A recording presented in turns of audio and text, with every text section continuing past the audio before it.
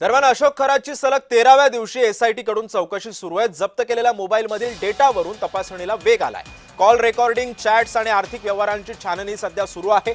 मुंबई डेटावरून नवीन धागेदोरे मिळण्याची सुद्धा शक्यता आहे। खरातच्या संपर्कातील व्यक्तींची आज चौकशी होण्याचा अंदाज आहे, तर उद्या पोलीस कोठडी संपणार असून नाशिक न्यायालयामध्ये त्याला हजर केलं जाणार आहे।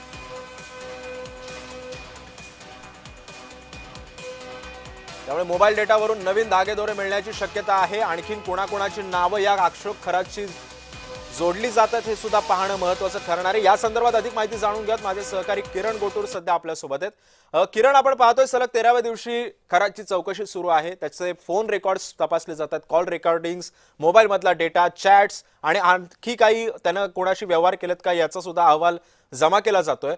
आणखी कोणाकोणाची नावं याच्याशी जोडली जाऊ शकतात आणि सध्या हा तपास कितपत वेगानं सुरू आहे? सिद्धेश, गेल्या 13 दिवसांपासून अशोक खरातची चौकशी जी आहे ती एसआयटी कडून करण्यात येत आहे। आज 13वा दिवस आहे। आताच काही वेळा आधी अशोक खरातच्या चौकशीला आणखीन एकदा सुरुवात झाल्याचं आपल्याला बघायला मिळतोय।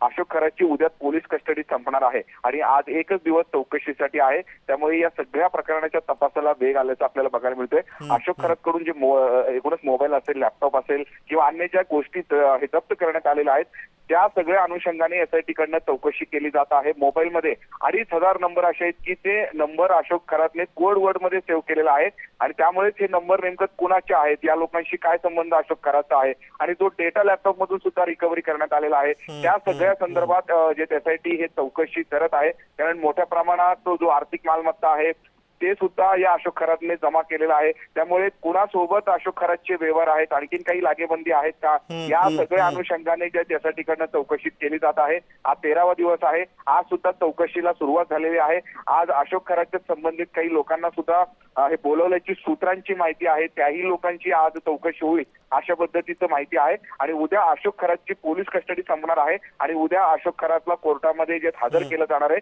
त्यामुळे आजच्या चौकशीमध्ये काय काय माहिती समोर येत आहे हे बघणं महत्त्वाचं असणार आहे। नक्कीच, धन्यवाद किरण, तुम्ही दिलेल्या सविस्तर माहितीबद्दल।